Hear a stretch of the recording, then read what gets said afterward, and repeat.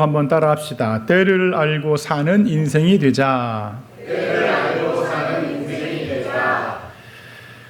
과거 코카콜라 회장님이셨던 더글라스 테프트라는 분이 시간의 중요성에 대해서 이런 말을 남겼습니다.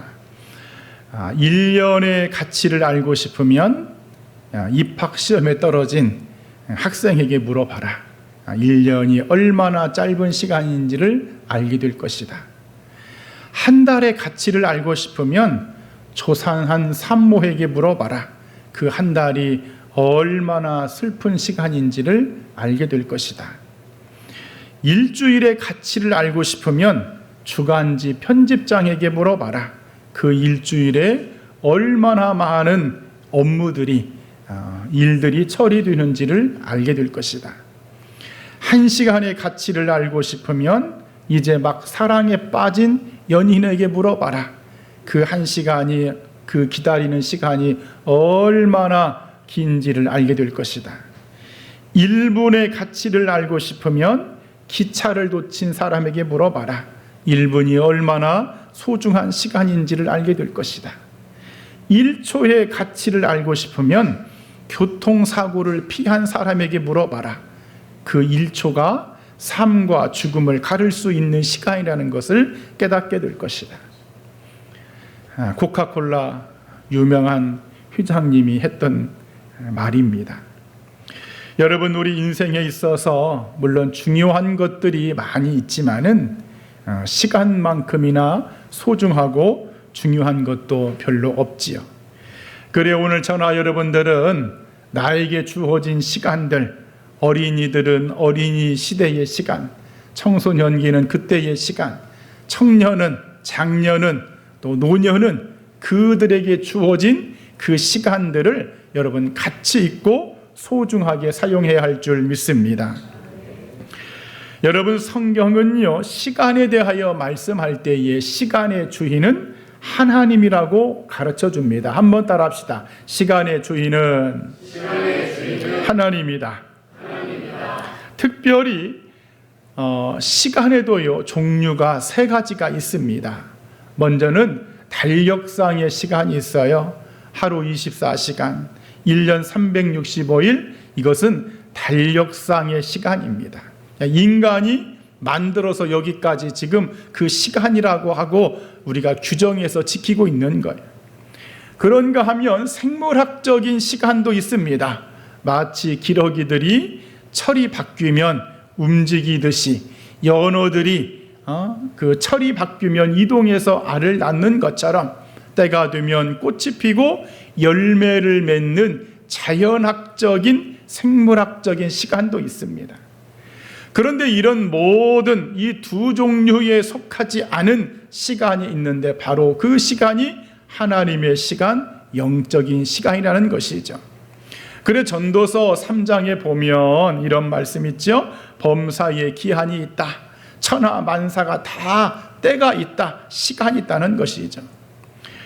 거기에 보니까 날 때, 죽을 때, 심을 때, 뽑을 때, 치료할 때, 웃을 때, 춤출 때, 슬플 때 다양한 28번의 시간, 때가 나오는데 중요한 것은 이런 시간과 때를 섭리하시는 하나님의 시간만이 영원하다는 사실입니다. 우리가 쓰고 있는 이 달력상의 시간, 우리가 보는 이 계절상의 시간은요, 유한합니다. 이것은 하나님의 시간이 오면 전부 사라질 것들이죠. 그래서 전도서 3장 14절에 하나님께서 행하시는 모든 것은 영원히 있을 것이다 그럽니다. 그래 오늘 저나 여러분들은 우리가 이 세상을 살아가면서 우리 인간이 규정해 놓은 세상의 달력의 시간도 필요하고 또 이 세상을 살아가는 계절의 시간도 사람의 시간도 필요하지만 가장 중요한 하나님의 시간, 영적인 이 시간의 중요성을 알고 우리는 살아가야 할 줄 믿습니다.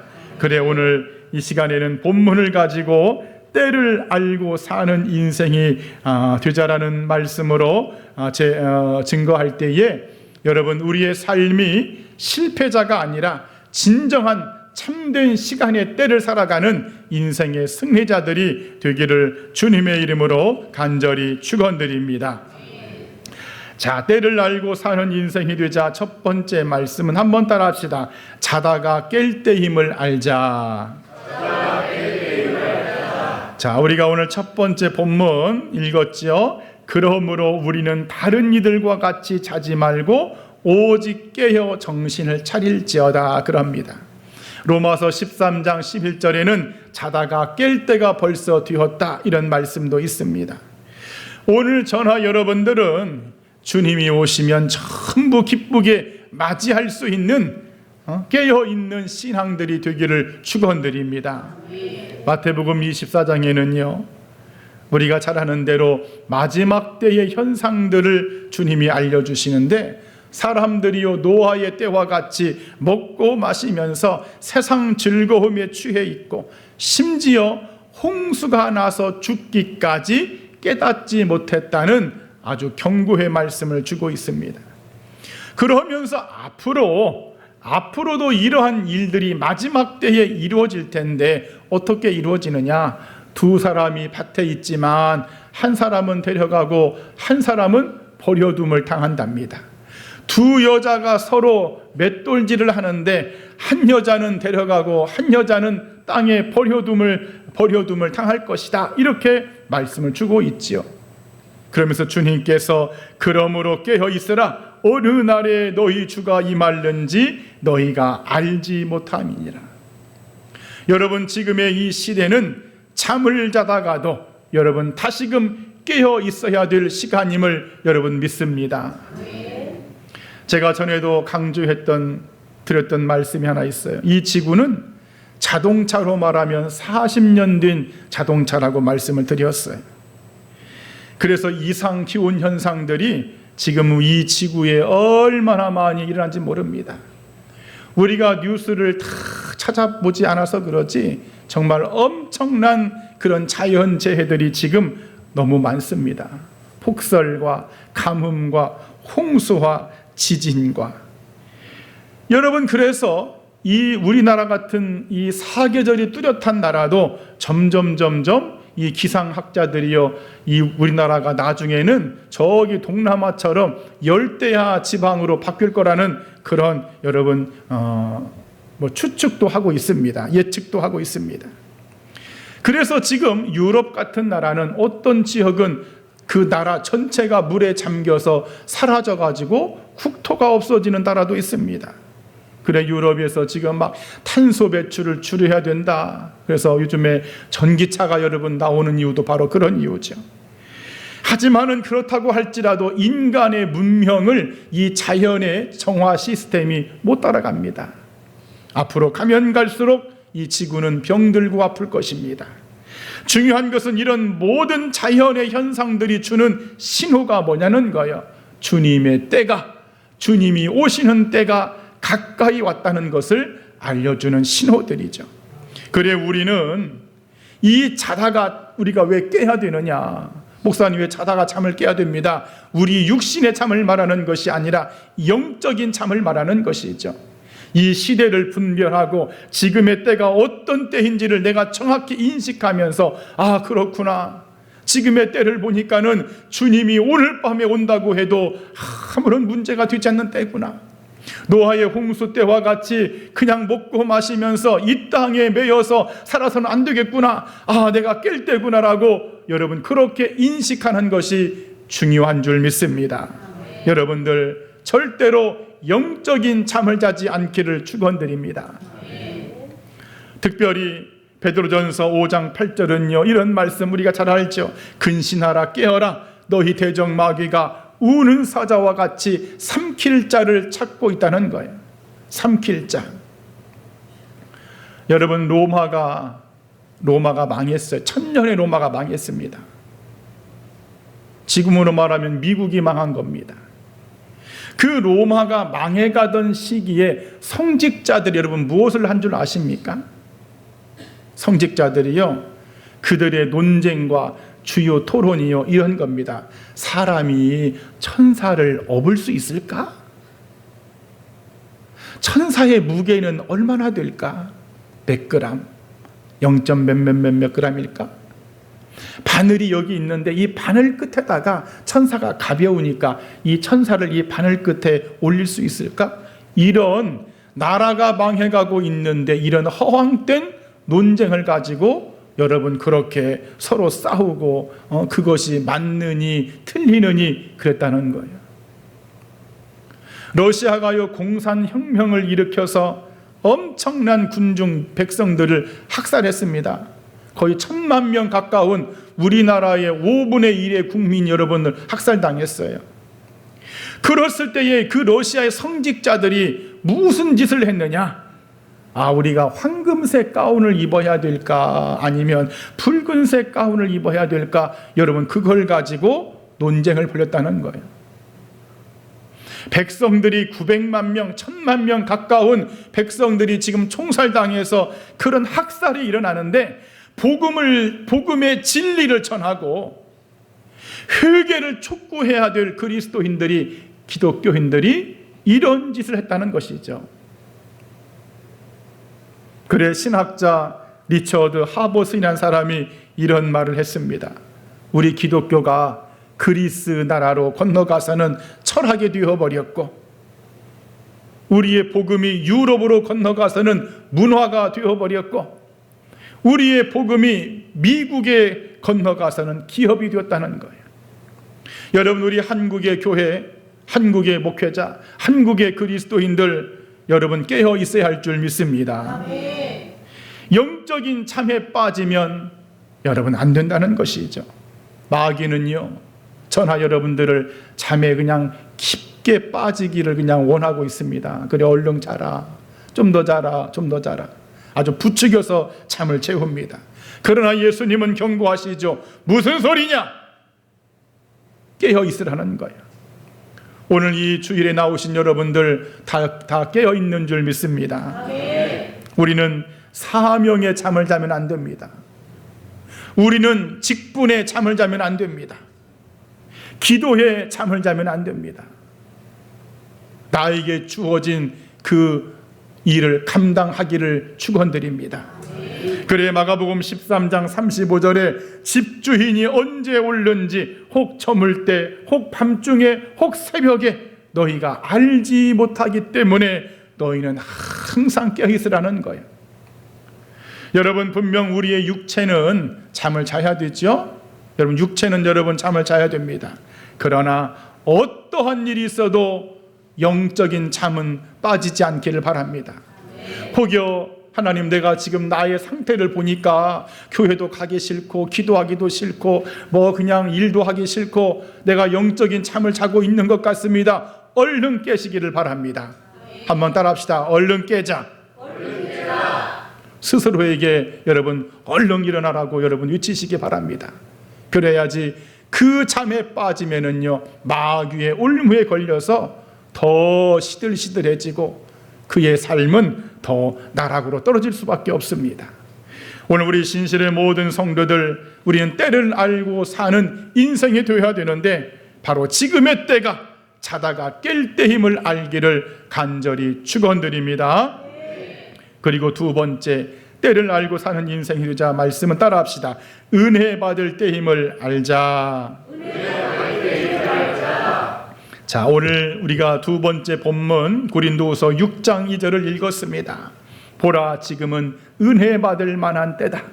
지금이 구원의 날이다 라고 주님께서 가르쳐주고 있습니다.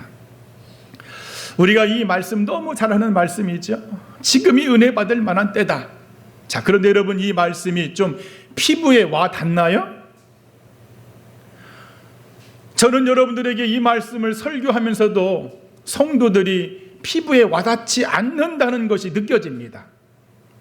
수많은 목회자들이, 수많은 주회종들이 이 말씀을 하지만 과연 이 말씀이 피부적으로 그렇구나, 지금이구나, 늦었구나, 지금 받아야 되지, 지금 받지 않으면 안 되겠구나, 과연 이렇게 정말 경각심을 가지고 이 말씀을 듣는 분이 얼마나 있을까? 그런데 여기에는요 몇 가지 이유가 있답니다. 그 몇 가지 이유 중에 왜 피부에 와닿지 않느냐? 바로 영적인 무감각이 있기 때문에 그렇습니다. 영적인 무감각. 여러분, 먼지가 쌓이면은요, 쌓인 것을 볼 때마다 그것이 먼지인지를 모르고 그렇게 우리가 무감각해질 때가 있어요. 제가 얼마 전에 우리 집 사택의 베란다를 청소를 했습니다.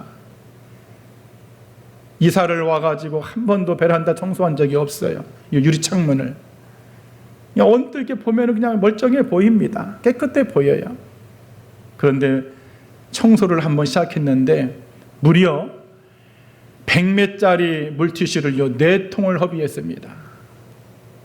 처음에 한 통만 들고 갔다가 몇 장 닦지도 못하고 얼마나 더러운지 모릅니다. 그 샤시 사이사이에 먼지가 그냥 쑥 하면서, 야, 내가 이런 먼지를 지금까지 마시고 살았구나. 왜 은혜의 때인지를 모르냐는 거요. 영적인 무감각입니다. 늘상 그래 왔으니까. 어제와 별반 다르지 않은 오늘이니까. 여러분, 그러나 에베소서 4장 18절은 그런 영적인 무감각 때문에 은혜 받을 때인지를 모르는 사람에게 뭐라고 말하느냐? 그들의 총명이 어두워지고 그들 가운데 있는 무지함과 그들의 마음이 굳어짐으로 하나님의 생명에서 떠나 있도다라고 말합니다. 오늘 여러분들 영적인 민감성이 있기를 축원드립니다. 그리고 또 하나가요, 내일에 대한 착각이랍니다. 내일, 오늘과 같은 내일. 많은 분들이 그런 말을 하지요. 아유, 언젠가는 믿겠지요. 아유, 언젠가는 은혜 받겠지요. 아유, 나중에는 뭐 회개하겠지요. 마귀는 자꾸 미루게 하지요. 지금이 아니라고 마귀는 속삭입니다. 아니야, 지금 안 해도 돼. 내일 해도 돼. 또 내일 가면 또 그 다음날 해도 돼. 내일 해도 늦지 않아. 다음에도 늦지 않아. 그러나 주님은 야고보서 4장 14절에서 이렇게 말하죠. 내일 일을 너희가 알지 못하는도다. 내일에 무슨 일이 벌어질지 아무도 모른다는 것이죠. 여러분, 이 내일에 대한 착각도 우리는 벗어나야 할 줄 믿습니다. 그리고 은혜를 값싸게 여기는 것도 문제입니다. 성경에 그냥 값없이 와서 젖과 포도주를 사라고 하니까 그냥 하나님의 은혜가 별것이 아닌 것처럼 치부하고 은혜를 당연한 것으로 여기는 것 때문에 은혜 받을 때를 놓친다는 것이죠. 어떤 분이 그런 실험을 했답니다. 똑같은 물건이야. 똑같은 물건인데 하나는 10,000원, 하나는 1,000원. 손님들에게 이것은 10,000원이고요, 이건 1,000원입니다. 똑같은 물건인데 사가세요 했더니요, 신기한 일이 벌어져. 사람들이요 10,000원짜리를 사가더라는 거예요. 똑같은 물건인데 왜 1,000원짜리를 안 사갈까?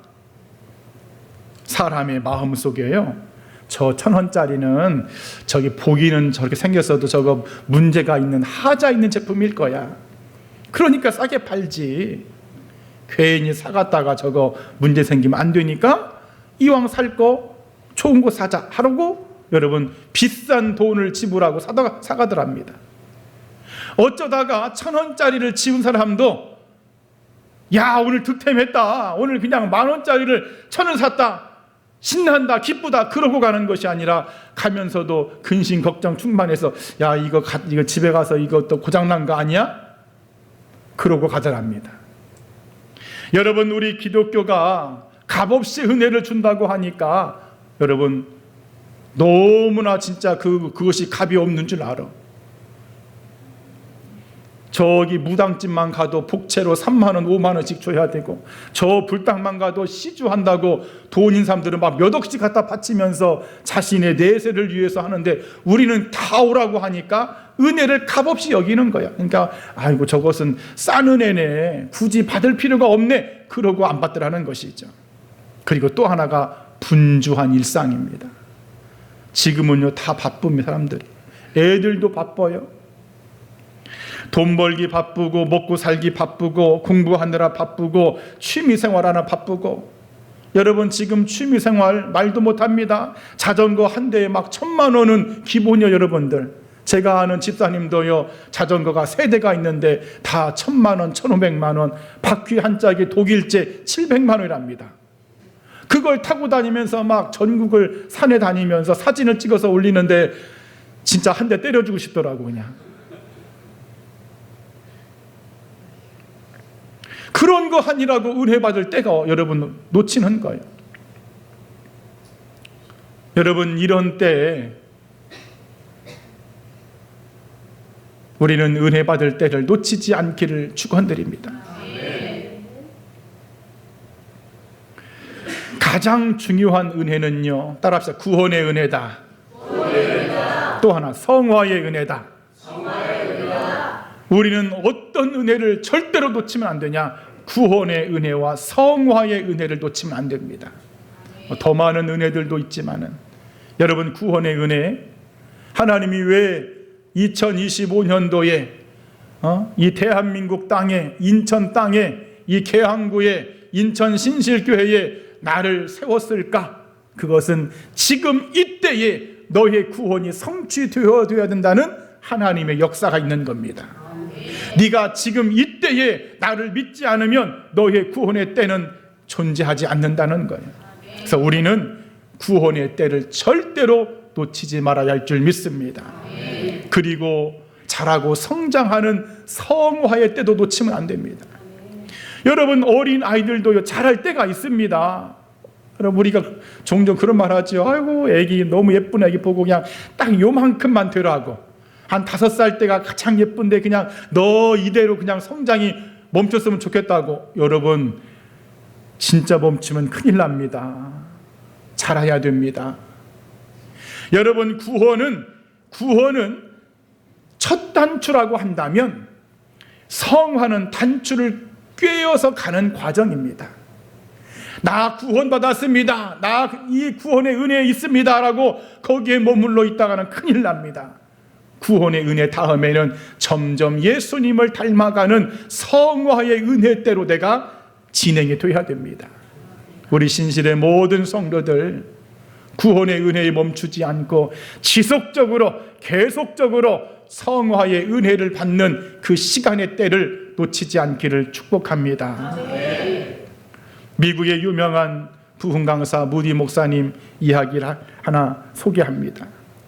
무디 목사님이 초창기 때에 시카고에서 부흥 성회를 열었답니다. 정말 뜨겁게 부흥 성회를 했습니다. 마지막 날 이제 모든 군중들 앞에서 설교를 하는데 그 마지막 멘트가 뭐냐면 이런 멘트였다는 거예요. 여러분, 사랑하는 성도 여러분, 사랑하는 시카고의 백성 여러분, 이번 주 안에 예수님을 영접할 것을 결정하시기 바랍니다.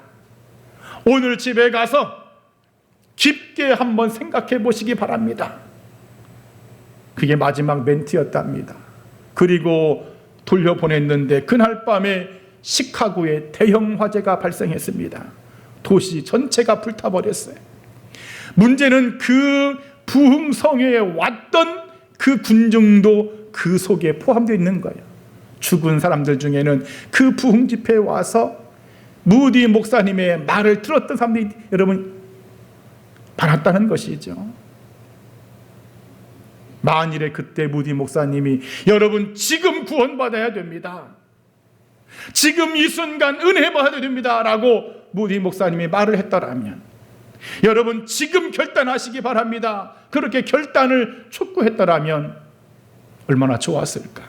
그런데 이번 주 안에 결정하세요, 오늘 밤에 결정하세요. 그래 무디 목사님이요, 그 말을 한 다음에 너무나 후회하면서 자신은 일평생 이제 복음을 결단함에 있어서는 지금이라고 나는 말할 것이다, 절대로 복음의 결단을 나는 미루지 않을 것이라고 작정했다고 합니다. 여러분, 은혜 받을 때는 바로 지금임을 믿습니다. 우리 신실의 모든 성도들, 매 순간순간 하나님이 나에게 주신 그 은혜 때를 놓치지 않고 여러분 살아가는, 때를 알고 사는 멋진 인생들이 되기를 주님의 이름으로 간절히 축원드립니다.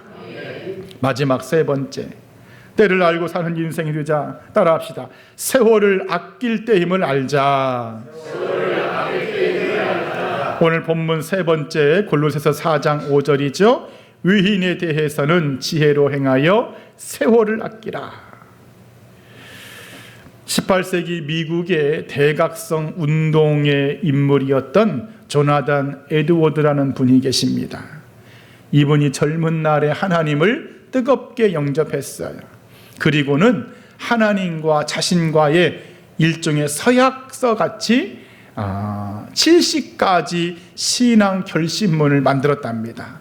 70개의 나는 이렇게 살 것이다, 나는 이렇게 믿을 것이다 결심문을 만들었는데 그 속에 시간과 관련된 결심문이 있어요. 5번째 결심문에 봤더니 나의 시간을 최대한 선하게 활용하며 헛되이 낭비하지 않겠습니다. 결심문 17번에는 살아가는 매 순간이 하나님께 속한 시간임을 기억하면서 나는 시간 낭비를 죄로 여기겠습니다. 결심문 52번에 죽음을 맞이하기 직전에 오늘 하루를 헛되이 보냈다는 후회가 남지 않도록 나는 그렇게 시간을 열심히 살겠습니다. 이것이 결심문 70가지에 들어가 있는 시간에 대한 이 조나단 에드워드의 내용입니다. 여러분, 오늘 저나 여러분들도 시간의 소중함을, 세월을 아끼며 사는 그러한 은혜가 있기를 축원드립니다. 여러분, 세월을 아껴라. 원어적으로 엑사고라조라고 하는데 그 의미를 좀 더 넓게 풀어서 보면은요, 하나님이 정해준 시간을 방해하지 않는 겁니다. 하나님의 정해준 시간을 내가 허비하지 않는 거예요. 방해하지 않고 허비하지 않는 것. 한번 따라합시다. 하나님의 시간을 방해하지 말자. 자, 우리 창세기의 요셉 잘 알죠?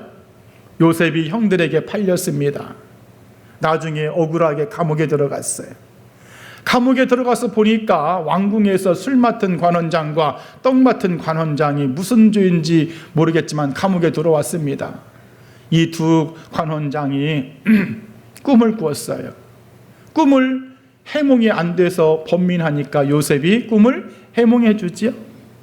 아이고, 안타깝군요. 술 맡은 관원장, 당신은 3일 뒤에 복직할 것이고, 떡 맡은 관원장, 당신은 3일 뒤에 죽을 겁니다. 정말 꿈대로 되었습니다. 3일이 되어서 술 맡은 관원장이 복직되는데 그 복직하고 하는 관원장에게 요셉이 뭐라고 말합니까? 나는 죄가 없어요. 나는 무죄입니다. 꼭 나가서 바로 왕에게 내가 죄가 없다는 것을 꼭 좀 말 좀 해주세요. 그래, 알았어. 내가 나가기만 하면 너 당장 풀어줄게. 근데요, 이 관원장이 까마득하게 잊어버립니다. 얼마 동안 잊어버리냐? 2년 동안 잊어버렸어요.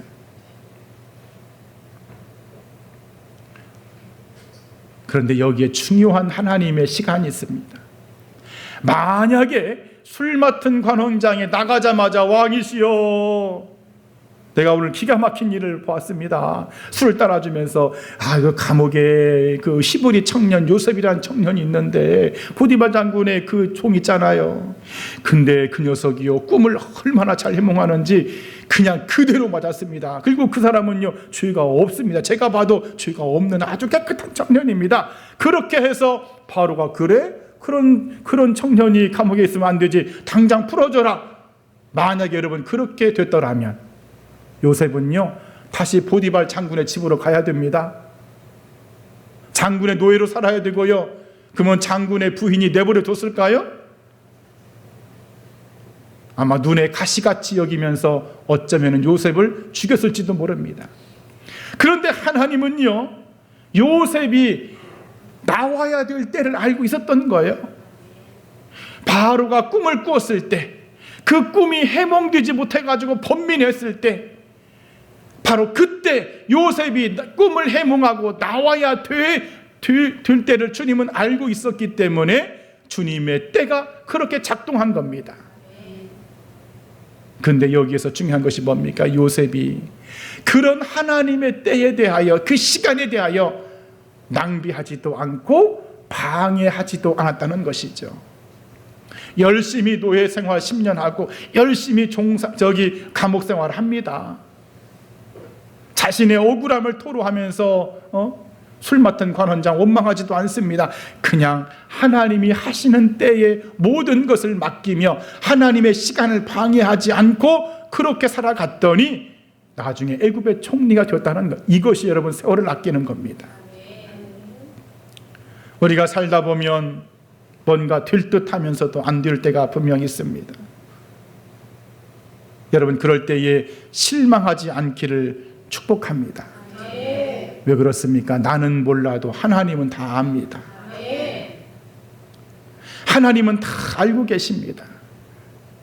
결국 하나님은 그 문제를 해결해 주실 것이고, 결국 하나님은 다시 나를 일으켜 세워 주실 것이고, 그래 우리는 더욱 요셉처럼 하나님을 의지하면서 아직 나의 때가 안 되었나 보다, 하나님의 시간을 방해하지 말자 하면서 여러분, 그렇게 우리가 세월을 아끼며 믿음을 지키고 살아간다면 하나님은 반드시 우리를 일으켜 세워 주실 줄 믿습니다. 그리고 성경은요, 왜 세월을 아끼라고 말하느냐? 때가 악하답니다. 때가 악하기 때문에 세월을 아끼라고 성경은 강조하고 있어요. 여러분, 악한 시대는요, 우리의 시간을 빼앗아 갑니다. 지금 얼마나 많은 아이들이요, 게임과 스마트폰에 빠져 있는지 여러분 아시죠? 애들뿐만 아닙니다. 어른들도 마찬가지. 그냥 어른들도 밤새도록 그냥 스마트폰 영상 보느라고 시간을 전부 다 빼앗기고 있습니다.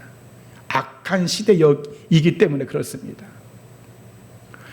좀 나이 좀 있으신 분들 어린 시절 한번 생각해 보세요. 어린 시절. 제가 어린 시절에는 저녁에 밥만 먹으면 다 불 끄고 잤습니다. 우리 동네에 최초로 TV가 들어온 집이 우리 집이었습니다. 아이들이 TV 보러 우리 집을 놀러 왔어요. 근데 그 TV조차도, 그 TV가 없었던 때를 생각해 보면은 그냥 밥만 먹으면 불 끄고 잤어요. 얼마나 그 밤새의 시간이 긴지 모릅니다. 저녁 시간이 얼마나 긴지 몰라요. 새벽 동트는 것이 얼마나 긴지 몰라. 너무 길기 때문에 아침에 일찍 일어납니다. 지루하다는 거예요. 밤새 시간이, 저녁 시간이 너무 지루해서 얼른 일어나서 빨리 씻고 학교 가는 것이 훨씬 즐겁습니다. 근데 지금은 보세요. 저녁이 너무 짧아. 스마트폰 몇 개만 쳐다보면 그냥 1시간, 2시간이 금방 갑니다. 눈을 벌겋게 뜨면서도 그냥 영상, 어제 봤던 영상 또 오늘도 보고, 그 재미난 영상들, 그냥 그 쓸데없는 지식들 다 쥐어 담으면서 머릿속이 복잡해지고, 악한 시대는 시간이 빨리 흐릅니다. 그리고 악한 시대는요, 시간을 허비하는 힘을 가졌습니다. 의미 없는 것들에 시간이 소모됩니다. 기도하고 말씀 보고 예배드리고 사명을 감당하는 시간들은 얼마나 지루한지 모릅니다. 제가 우리 집 아이들한테도 많이 혼내킵니다. 너네들은 스마트폰 1시간, 2시간 그렇게 하면서 그 성경 한 장 읽는 데는 그렇게 너 막 5분도 길다고 짜증을 내냐? 여러분, 그게 우리 집만의 얘기가 아니죠? 우리 애들만의 문제가 여러분 아니죠? 어른들도 마찬가지요. 악한 시대는요, 시간을 허비하는 힘이 강력하다는 거예요. 그리고 악한 시대일수록 시간이 빨리 흘러갑니다. 빨리. 얼마나 빨리 흘러가는지 몰라. 지금은 그냥 눈 뜨면 아침이고 눈 감으면 저녁이고, 여러분 그렇습니다. 일주일이 금방 지나갑니다. 그래 주님께서 너희들 잘 들어, 인천 신실 성도들 잘 들어, 지금은 때가 악한 시대야. 때가 악하기 때문에 신실의 성도들아, 세월을 아껴야 된다. 하나님의 시간을 귀하게 사용해야 된다. 쓸데없는 것에 시간을 낭비하면 안 된다. 여러분, 그냥 시간만 낭비하면 어쩌면 문제가 안 될 수도 있어. 그런데요, 그렇게 시간을 악한 시대에 빼앗기면 우리의 영혼도 빼앗깁니다. 영혼도 빼앗겨요. 우리 신실의 모든 성도들, 세월을 아끼는 은혜가 있기를 축복합니다. 지금의 이 시대는 바로 세월을 아낄 때라는 거예요. 우리는 세월의 이 시간을 아껴서 오히려 무엇을 해야 되느냐? 하나님 나라에 상급 쌓는 일에 여러분 많은 시간을 좀 투자하기를 바랍니다. 한번 따라합시다. 하나님, 세월을 아껴서 상급 쌓는 일에 투자하게 하옵소서. 아멘. 이제 말씀을 정리하겠습니다. 미국의 시간관리 전문가인 작가인 알렌 레이킨이라는 사람이 이런 말을 했습니다. 시간은 곧 생명이다. 시간을 낭비하면 생명을 낭비하는 것이고, 시간을 잘 다스리면 생명을 살리는 것이다. 여러분, 우리는 시간의 중요성, 세월의 중요성, 때를 알고 사는 인생이 되기를 축복합니다. 지금의 때는, 지금의 영적인 때는 자다가도 얼른 벌떡 일어나야 될 때가 지금의 때입니다. 마치 군인들이 막 5분 대기죠. 여러분 아시죠? 신호가 뜨면 그냥 벌떡 자다가도 일어납니다. 바로 그때가 바로 지금이라는 거예요. 지금이 여러분 은혜 받을 적기입니다.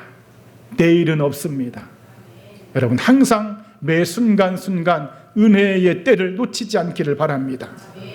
지금은요 악한 시대이기 때문에 세월을 낭비하면 여러분의 인생을 낭비하는 겁니다. 오직 세월을 아끼면서 하나님의 때를 살아가는 우리 성도들이 되기를 축복합니다.